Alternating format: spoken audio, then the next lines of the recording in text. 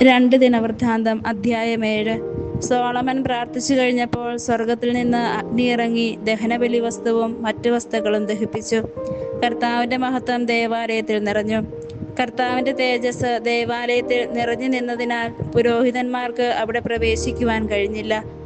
അഗ്നി താഴേക്ക് വരുന്നതും ആലയത്തിൽ കർത്താവിന്റെ മഹത്വം നിറയുന്നതും കണ്ട് ഇസ്രായേൽ ജനം സാഷ്ടാംഗം പ്രണമിച്ച്, അവിടുന്ന് നല്ലവനാണ്, അവിടുത്തെ സ്നേഹം ശാശ്വതമാണ് എന്ന് പറഞ്ഞ് കർത്താവിനെ സ്തുതിച്ചു. തുടർന്ന് രാജാവും ജനവും ചേർന്ന് കർത്താവിന് ബലിയർപ്പിച്ചു. സോളമൻ രാജാവ് 22,000 കാളകളെയും 1,20,000 ആടുകളെയും ബലിയർപ്പിച്ചു. അങ്ങനെ രാജാവും ജനവും ചേർന്ന് ദേവാലയ പ്രതിഷ്ഠ നടത്തി. പുരോഹിതന്മാർ താന്താങ്ങളുടെ സ്ഥാനങ്ങളിൽ നിന്നു. കർത്താവിന് സ്തുതി പാടുവാൻ ദാവീദ് രാജാവ് നിർമ്മിച്ച സംഗീത ഉപകരണങ്ങളുമായി ലേവ്യർ അവർക്ക് അഭിമുഖമായി നിന്നു. ദാവീദ് നിർദ്ദേശിച്ചിരുന്നത് പോലെ കർത്താവിന്റെ കൃപ ശാശ്വതമാണ് എന്ന് പാടി അവിടുത്തെ സ്തുതിച്ചു. അപ്പോൾ പുരോഹിതന്മാർ കാഹളം ഊതി. ജനം എഴുന്നേറ്റ് നിന്നു. സോളമൻ ദേവാലയത്തിന് മുൻപിലുള്ള അങ്കണത്തിന്റെ മധ്യഭാഗം വിശുദ്ധീകരിച്ച് അവിടെ ദഹനബലിയും സമാധാന ബലിക്കുള്ള മേധസ്സും അർപ്പിച്ചു. കാരണം സോളമൻ ഓടുകൊണ്ട് നിർമ്മിച്ച ബലിപീഠത്തിന് ഈ ദഹനബലിയും ധാന്യബലിയും മേധസ്സും അർപ്പിക്കാൻ മാത്രം വലിപ്പമുണ്ടായിരുന്നില്ല. സോളമൻ 7 ദിവസം ഉത്സവമായി ആചരിച്ചു. ഹാമാത്തിന്റെ അതിർത്തി മുതൽ ഈജിപ്ത് തോട് വരെയുള്ള എല്ലാ സ്ഥലങ്ങളിലും നിന്ന് ഇസ്രായേലിയരുടെ ഒരു വലിയ സമൂഹം അതിൽ പങ്കെടുത്തു. ബലിപീഠ പ്രതിഷ്ഠയുടെ ഉത്സവം 7 ദിവസം നീണ്ടു. 8-ാം ദിവസം സമാപന സമ്മേളനം നടത്തി. 7-ാം മാസം 23-ാം ദിവസം സോളമൻ ജനത്തെ ഭവനങ്ങളിലേക്ക് തിരികെ അയച്ചു. ദാവീദിനും സോളമനും തൻ്റെ ജനമായ ഇസ്രായേലിനും കർത്താവ് നൽകിയ അനുഗ്രഹങ്ങളെ ഓർത്ത് ആഹ്ലാദഭരിതരായി അവർ മടങ്ങിപ്പോയി. സോളമൻ ദേവാലയവും രാജകൊട്ടാരവും പണിയിച്ചു. ദേവാലയത്തിലും തൻ്റെ കൊട്ടാരത്തിലും വേണമെന്ന് താൻ ആഗ്രഹിച്ചതെല്ലാം സോളമൻ വിജയകരമായി പൂർത്തിയാക്കി. രാത്രി കർത്താവ് സോളമന് പ്രത്യക്ഷനായി പറഞ്ഞു, ഞാൻ നിന്റെ പ്രാർത്ഥന കേട്ടിരിക്കുന്നു. എനിക്ക് ബലിയർപ്പിക്കാനുള്ള ആലയമായ ഈ സ്ഥലം ഞാൻ തിരഞ്ഞെടുത്തിരിക്കുന്നു. ഞാൻ മഴ തരാതെ ആകാശം അടയ്ക്കുകയോ ദേശത്തെ കൃഷി നശിപ്പിക്കുവാൻ വെട്ടുകിളിയെ നിയോഗിക്കുകയോ എൻ്റെ ജനത്തിനിടയിൽ മഹാമാരി അയക്കുകയോ ചെയ്യുമ്പോൾ എൻ്റെ നാമം പേറുന്ന എൻ്റെ ജനം എന്നെ അന്വേഷിക്കുകയും തങ്ങളെ തന്നെ എളിമപ്പെടുത്തി പ്രാർത്ഥിക്കുകയും തങ്ങളുടെ ദുർമാർഗങ്ങളിൽ നിന്ന് പിന്തിരിയുകയും ചെയ്താൽ ഞാൻ സ്വർഗത്തിൽ നിന്ന് അവരുടെ പ്രാർത്ഥന കേട്ട് അവരുടെ പാപങ്ങൾ ക്ഷമിക്കുകയും അവരുടെ ദേശം സമ്പുഷ്ടമാക്കുകയും ചെയ്യും. ഇവിടെ നിന്ന് ഉയരുന്ന പ്രാർത്ഥനകൾക്ക് നേരെ എൻ്റെ കണ്ണും കാതും ജാഗരൂകമായിരിക്കും. എൻ്റെ നാമം ഇവിടെ എന്നേക്കും നിലനിൽക്കേണ്ടതിന് ഞാൻ ഈ ആലയം തിരഞ്ഞെടുത്ത് വിശുദ്ധീകരിച്ചിരിക്കുന്നതിനാൽ എൻ്റെ ഹൃദയപൂർവകമായ കടാക്ഷം സദാ ഇതിന്മേലുണ്ടായിരിക്കും.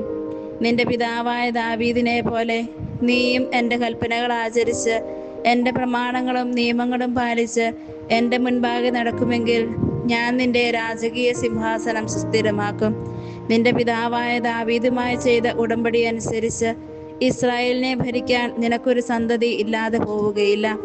എന്നാൽ നീ മറുതലിച്ച് ഞാൻ നിനക്ക് നൽകിയ കൽപ്പനകളും പ്രമാണങ്ങളും ത്യജിച്ച് അന്യദേവന്മാരെ ആരാധിക്കുകയും സേവിക്കുകയും ചെയ്താൽ ഞാൻ നിനക്ക് തന്ന ഈ ദേശത്തു നിന്ന് നിന്നെ പിഴുതെറിയും. എൻ്റെ നാമത്തിന് പ്രതിഷ്ഠിച്ച ഈ ആലയവും നീക്കിക്കളയും. സകല മനുഷ്യരുടെയും ഇടയിൽ ഇതൊരു പഴഞ്ചൊല്ലും പരിഹാസ വിഷയമാക്കി തീർക്കും. വഴിപോക്കർ മഹത്തായ ഈ ആലയം കാണുമ്പോൾ കർത്താവ് ഈ നഗരത്തോടും ഈ ആലയത്തോടും ഇങ്ങനെ ചെയ്തതെന്ത് എന്ന് അത്ഭുതപ്പെടും. തങ്ങളുടെ പിതാക്കന്മാരെ ഈജിപ്തിൽ നിന്ന് മോചിപ്പിച്ച ദൈവമായ കർത്താവിനെ ഉപേക്ഷിച്ച് അന്യദേവന്മാരെ സ്വീകരിച്ച് അവരെ ആരാധിക്കുകയും സേവിക്കുകയും ചെയ്തതിനാൽ അവിടുന്ന് ഈ അനർത്ഥമൊക്കെയും അവർക്ക് വരുത്തി എന്ന് അവർ പറയും. അധ്യായം 8. ദേവാലയവും കൊട്ടാരവും പണിയുവാൻ സോളമന് 20 വർഷത്തോളം വേണ്ടിവന്നു. പിന്നീട് സോളമൻ ഹീരാമിൽ നിന്ന് ലഭിച്ച പട്ടണങ്ങൾ പുതുക്കിപ്പണിത് ഇസ്രായേലിയരെ അവിടെ വസിപ്പിച്ചു. അതിനുശേഷം സോളമൻ ഹമാത്ത് സോബ പിടിച്ചടക്കി. മരുഭൂമിയിൽ തദ്മോറും ഹമാത്തിൽ സംഭരണ നഗരങ്ങളും പണി കഴിപ്പിച്ചു.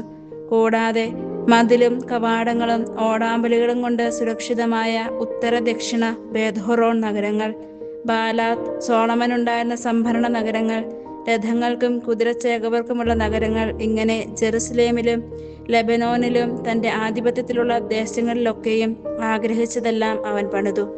ഇസ്രായേലിയരല്ലാത്ത ഹിത്യർ, അമോര്യർ, പെരീസ്യർ, ഹിവ്യർ, ജബൂസിയർ എന്നിങ്ങനെ ദേശത്ത് ശേഷിച്ചിരുന്നവരെ സോളമൻ ദാസ്യവൃത്തിക്ക് നിയോഗിച്ചു. അവർ ഇന്നും അങ്ങനെ തുടരുന്നു. എന്നാൽ ഇസ്രായേലിയരെ സോളമൻ അടിമവേലയ്ക്ക് ഏർപ്പെടുത്തിയില്ല. അവരെ പടയാളികളായും പടത്തലവന്മാരായും രഥങ്ങളുടെയും കുതിരകളുടെയും അധിപതികളായും നിയമിച്ചു. സോളമൻ രാജാവിന്റെ പ്രധാന സേവകന്മാരായി ജനത്തിന്റെ മേൽനോട്ടം വഹിച്ചിരുന്നവർ 250 പേരുണ്ടായിരുന്നു. കർത്താവിന്റെ പേടകം ഇരിക്കുന്നിടം വിശുദ്ധമാണ്. ആകയാൽ ഫറവോയുടെ മകളായ എൻ്റെ ഭാര്യ ഇസ്രായേൽ രാജാവായ ദാവീദിന്റെ കൊട്ടാരത്തിൽ വസിച്ചുകൂടാ എന്ന് പറഞ്ഞ് സോളമൻ അവളെ അവിടെ നിന്ന് കൊണ്ടുപോയി അവൾക്കായി പണിത കൊട്ടാരത്തിൽ പാർപ്പിച്ചു. ദേവാലയ പൂമുഖത്തിന്റെ മുൻപിൽ താൻ പണിയിച്ച കർത്താവിന്റെ ബലിപീഠത്തിനുമേൽ മോശയുടെ കൽപ്പന അനുസരിച്ച് സാബത്ത്, അമാവാസി എന്നീ ദിവസങ്ങളിലും പുളിപ്പില്ലാത്ത അപ്പത്തിന്റെ തിരുനാൾ, വാരോത്സവം, കൂടാരത്തിരുന്നാൾ എന്നീ 3 വാർഷികോത്സവങ്ങളിലും അതത് ദിവസത്തെ വിധിയനുസരിച്ച് സോളമൻ ദൈവത്തിന് ദഹനബലികൾ അർപ്പിച്ചു. തന്റെ പിതാവായ ദാവീദ് നിർദ്ദേശിച്ചിരുന്നത് പോലെ പുരോഹിതന്മാരെ ഗണം തിരിച്ച് അതത് ശുശ്രൂഷയ്ക്കായി നിയോഗിച്ചു. സ്തുതിഗീതം ആലപിക്കാനും പുരോഹിതന്മാരെ സഹായിക്കാനുമായി ലേവ്യരെ ഓരോ ദിവസത്തെ ക്രമമനുസരിച്ച് നിയമിച്ചു. കൂടാതെ ഓരോ വാതിലിനും കാവൽക്കാരെയും നിയോഗിച്ചു. ദൈവപുരുഷനായ ദാവീദ് ഇങ്ങനെയെല്ലാം കൽപ്പിച്ചിട്ടുണ്ടായിരുന്നു. ഭണ്ഡാരത്തിന്റെ കാര്യത്തിലോ മറ്റേതെങ്കിലും കാര്യത്തിലോ പുരോഹിതന്മാരും ലേവ്യരും രാജകൽപ്പന ധിക്കരിച്ചില്ല. ദേവാലയത്തിന്റെ അടിസ്ഥാനമിട്ടതു മുതൽ പൂർത്തീകരിക്കുന്നത് വരെയുള്ള സകല പണികളും സമാപിച്ചു. അങ്ങനെ ദേവാലയം പൂർത്തിയായി. പിന്നീട് സോളമൻ ഏദോം ദേശത്തെ എസിയോൻ ഗേബർ, ഏലോത്ത് എന്നീ തുറമുഖ നഗരങ്ങളിലേക്ക് പോയി. ഹീരാം സ്വന്തം സേവകരുടെ നേതൃത്വത്തിൽ സോളമന് കപ്പലുകൾ അയച്ചു കൊടുത്തു, ഒപ്പം പരിചയസമ്പന്നരായ നാവികരെയും. അവ സോളമന്റെ ഭൃത്യന്മാരോടുകൂടെ ഓഫീറിലേക്ക് പോയി. അവിടെ നിന്ന് അവർ 450 താലന്ത് സ്വർണം സോളമൻ രാജാവിന് കൊണ്ടുവന്നു കൊടുത്തു. അധ്യായം 9. ഷേബാരാജ്ഞി സോളമന്റെ പ്രശസ്തിയെക്കുറിച്ച് കേട്ട് കുടുക്കു ചോദ്യങ്ങളാൽ അവനെ പരീക്ഷിക്കാൻ ജെറുസലേമിലേക്ക് വന്നു. സുഗന്ധദ്രവ്യങ്ങൾ, ഏറെ സ്വർണം, രത്നങ്ങൾ എന്നിവയുമായി അനേകം ഒട്ടകങ്ങളും ഒരു വലിയ പരിവാരവുമായാണ് വന്നത്. സോളമനെ കണ്ടപ്പോൾ മനസ്സിൽ കരുതിയിരുന്ന ചോദ്യങ്ങളെല്ലാം ചോദിച്ചു. സോളമൻ ചോദ്യങ്ങൾക്കെല്ലാം ഉത്തരം നൽകി. ഉത്തരം നൽകാനാവാത്ത വിധം ഒന്നും അവന് അജ്ഞാതമായിരുന്നില്ല. സോളമന്റെ ജ്ഞാനവും അവൻ പണിത കൊട്ടാരവും അവന്റെ മേശയിലെ വിഭവങ്ങളും സേവകന്മാരുടെ പീഠങ്ങളും ഭൃത്യന്മാരുടെ പരിചരണവും വേഷവിധാനങ്ങളും പാനപാത്രവാഹകരും അവരുടെ സമയങ്ങളും ദേവാലയത്തിൽ അവൻ അർപ്പിച്ച ദഹനബലികളും കണ്ട് ഷേബാരാജ്ഞി സ്തബ്ധയായി. അവൾ രാജാവിനോട് പറഞ്ഞു, ഞാൻ എൻ്റെ നാട്ടിൽ വെച്ച് അങ്ങയെയും അങ്ങയുടെ ജ്ഞാനത്തെയും കുറിച്ച് കേട്ടതെല്ലാം വാസ്തവമാണ്. ഇവിടെ വന്ന് സ്വന്തം കണ്ണുകൊണ്ട് കാണുന്നതുവരെ ഞാൻ അവ വിശ്വസിച്ചിരുന്നില്ല. അങ്ങയുടെ ജ്ഞാനത്തിന്റെ മാഹാത്മ്യത്തിൽ പകുതി പോലും ഞാൻ അറിഞ്ഞിരുന്നില്ല. ഞാൻ കേട്ടതിനേക്കാൾ എത്രയോ ശ്രേഷ്ഠനാണ് അങ്ങ്. അങ്ങയുടെ ഭാര്യമാർ എത്ര ഭാഗ്യവതികൾ. സദാ അങ്ങയെ പരിചരിക്കുകയും അങ്ങയുടെ ജ്ഞാനോക്തികൾ ശ്രവിക്കുകയും ചെയ്യുന്ന ഭൃത്യന്മാർ എത്ര ഭാഗ്യവാന്മാർ.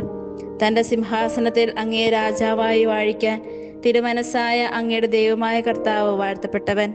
അങ്ങയുടെ ദൈവം ഇസ്രായേലിനെ സ്നേഹിക്കുകയും അവരെ എന്നേക്കും സുസ്ഥിരരാക്കാൻ ആഗ്രഹിക്കുകയും ചെയ്തതുകൊണ്ടാണ് അവർക്ക് നീതിയും ന്യായവും നടത്തിക്കൊടുക്കുവാൻ അങ്ങയെ അവരുടെ രാജാവാക്കിയിരിക്കുന്നത്. 120 താലന്ത് സ്വർണവും വളരെയധികം സുഗന്ധദ്രവ്യങ്ങളും രത്നങ്ങളും അവൾ രാജാവിന് കൊടുത്തു. ഷേബാരാജ്ഞി സോളമൻ രാജാവിന് കൊടുത്തതുപോലുള്ള സുഗന്ധദ്രവ്യങ്ങൾ പിന്നീട് ഒരിക്കലും കണ്ടിട്ടില്ല. സോളമന്റെയും ഹീരാമിന്റെയും ഭൃത്യന്മാർ ഓഫീറിൽ നിന്ന് പൊന്നിന് പുറമെ രക്തചന്ദനവും രത്നങ്ങളും കൊണ്ടുവന്നിട്ടുണ്ടായിരുന്നു. ചന്ദനത്തടി കൊണ്ട് ദേവാലയത്തിന്റെയും കൊട്ടാരത്തിന്റെയും പടികളും ഗായകർക്ക് വേണ്ട വീണകളും കിന്നരങ്ങളും നിർമ്മിച്ചു. ഇതിനു മുൻപ് യൂദാദേശത്തെങ്ങും ഇതുപോലെയൊന്നും കണ്ടിട്ടില്ല. പ്രതിസമ്മാനത്തിന് പുറമെ ഷേബാരാജ്ഞി ആഗ്രഹിച്ചതൊക്കെയും സോളമൻ രാജാവ് അവർക്ക് കൊടുത്തു. അവൾ പരിവാരസമേതം സ്വദേശത്തേക്ക് മടങ്ങി. വ്യാപാരികളും വണിക്കുകളും കൊടുത്തിരുന്നതിന് പുറമെ സോളമന് പ്രതിവർഷം 660 താലന്ത് സ്വർണം ലഭിച്ചിരുന്നു. ദേശാധിപതികളും അറേബ്യയിലെ രാജാക്കന്മാരും സോളമന് സ്വർണവും വെള്ളിയും കൊടുത്തിരുന്നു. അടിച്ചു പരത്തിയ സ്വർണം കൊണ്ട് സോളമൻ 200 വലിയ പരിചകൾ ഉണ്ടാക്കി. ഓരോ പരിചയ്ക്കും 600 ഷെക്കൽ സ്വർണം വേണ്ടി വന്നു. 300 ഷെക്കൽ വീതം തൂക്കമുള്ള 300 ചെറിയ പരിചകളും അവൻ സ്വർണപാളികൾ കൊണ്ട് നിർമ്മിച്ചു. രാജാവ് ഇവയെല്ലാം ലെബനോൻ കാനന മന്ദിരത്തിൽ സൂക്ഷിച്ചു. രാജാവ് ദന്തം കൊണ്ട് ഒരു വലിയ സിംഹാസനം പണിത് തങ്കം പൊതിഞ്ഞു. സിംഹാസനത്തിന് 6 പടികളും സ്വർണനിർമ്മിതമായ പാദപീഠവും ഉണ്ടായിരുന്നു. ഇരുവശത്തും കൈത്താങ്ങികളും അതിനടുത്തായി 2 സിംഹപ്രതിമകളും തീർത്തിരുന്നു. 6 പടികളിൽ ഇരുവശത്തുമായി 12 സിംഹങ്ങൾ നിന്നിരുന്നു. ഇത്തരം ഒരു ശില്പം മറ്റൊരു രാജ്യത്തും ഉണ്ടായിരുന്നില്ല. സോളമന്റെ പാനപാത്രങ്ങളെല്ലാം സ്വർണ്ണ നിർമ്മിതമായിരുന്നു. ലെബനോൻ കാനന മന്ദിരത്തിലെ പാത്രങ്ങളെല്ലാം സ്വർണം കൊണ്ടുള്ളതായിരുന്നു. സോളമന്റെ കാലത്ത് വെള്ളിക്ക് വിലയുണ്ടായിരുന്നില്ല. രാജാവിന്റെ കപ്പലുകൾ ഹീരാമിന്റെ ഭൃത്യന്മാരുമായി താർഷീഷിലേക്ക് പോകും. 3 വർഷത്തിലൊരിക്കൽ ഈ കപ്പലുകൾ അവിടെ നിന്ന് സ്വർണം, വെള്ളി, ദന്തം, കുരങ്ങുകൾ, മയിലുകൾ ഇവയുമായി മടങ്ങി വരും. അങ്ങനെ സോളമൻ രാജാവ് ധനത്തിലും ജ്ഞാനത്തിലും ഭൂമിയിലെ രാജാക്കന്മാരെ എല്ലാം പിന്നിലാക്കി. ദൈവം സോളമന് കൊടുത്ത ജ്ഞാനം ശ്രവിക്കാൻ ഭൂമിയിലെ സകല രാജാക്കന്മാരും അവന്റെ സാന്നിധ്യം തേടി. ഓരോരുത്തരും ആണ്ടുതോറും സ്വർണവും വെള്ളിയും കൊണ്ടുള്ള ഉരുപ്പടികൾ, തുണിത്തരങ്ങൾ, മീറ, സുഗന്ധദ്രവ്യം, കുതിര, കോവർ കഴുത എന്നിവ ധാരാളമായി അവന് സമ്മാനിച്ചു.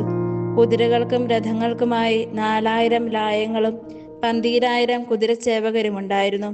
രാജാവിന്റെ അടുത്ത് ജെറുസലേമിലും രഥനഗരങ്ങളിലുമായി അവരെ നിർത്തി. യൂഫ്രട്ടീസ് മുതൽ ഫിലിസ്ത്യ ദേശം വരെയും ഈജിപ്തിന്റെ അതിർത്തികൾ വരെയുമുള്ള എല്ലാ രാജാക്കന്മാരുടെയും അധിപനായിരുന്നു സോളമൻ. ജെറുസലേമിൽ വെള്ളി കല്ലുപോലെ അവൻ സുലഭമാക്കി. ദേവദാരു ഷെഫേല താഴ്വരയിലെ അത്തിമരം പോലെ സമൃദ്ധവുമാക്കി. ഈജിപ്തിൽ നിന്നും മറ്റെല്ലാ ദേശങ്ങളിൽ നിന്നും കുതിരകളെയും സോളമൻ ഇറക്കുമതി ചെയ്തിരുന്നു.